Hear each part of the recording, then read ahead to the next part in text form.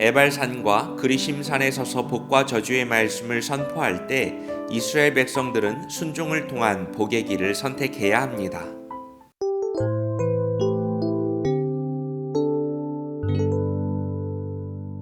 신명기 27장에서 30장에는 가나안 입성 후에 지켜야 할 일들과 언약의 갱신에 대한 말씀들이 기록되어져 있습니다. 먼저 모세는 만나 세대가 가나안 땅에 들어가자마자 가장 먼저 해야 할 일을 이야기합니다. 그것은 큰 돌들을 세워 거기에 율법을 기록하고 제단을 쌓아 하나님께 번제와 화목제를 드리는 일입니다. 모세는 이스라엘 백성들에게 그들이 요단을 건넌 후에 각각 6지파씩 나누어 그리심산과 에발산에 서라고 명령합니다. 그리고 그리심산에서는 축복의 말에 화답하고 에발산에서는 저주의 말에 화답하라고 합니다. 이는 이스라엘 백성이 하나님의 말씀을 더 깊이 새기도록 하기 위한 모세의 당부였습니다. 신명기 27장에는 하나님이 저주받을 만한 행동들을 조목조목 기록함으로써 미리 조심하도록 신경 쓰시는 모습을 만나게 됩니다.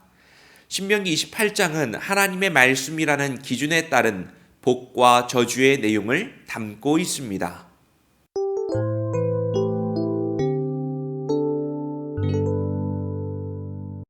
하나님의 백성들에게 복과 저주의 갈림길이 있습니다. 그것은 하나님의 말씀이라고 하는 삶의 기준입니다. 그런데 재미있는 것은 말씀의 내용이 복에 관한 말씀보다는 불순종에 따른 저주와 멸망의 내용이 훨씬 더 많이 있다는 것입니다. 자칫 말씀이 너무 거칠고 부정적인 것처럼 보일 수도 있습니다. 그러나 이것은 불순종을 경계하고 그에 따른 저주를 기억하게 함으로써 하나님의 말씀만을 더욱 따르길 원하시는 하나님의 마음이 담겨 있는 것입니다. 저는 말씀을 묵상하면서 아이가 위험한 곳에 가지 않도록 반복해서 겁을 주고 있는 부모의 모습이 생각이 났습니다. 빠방 오는데 가면 큰일 나, 다쳐, 절대 가면 안 돼. 이렇게 반복해서 이야기하는 것이죠. 하나님의 백성에게 가장 중요한 것은 그분과의 관계성입니다. 그리고 관계를 위해서 가장 필요한 것은 언약과 율법입니다.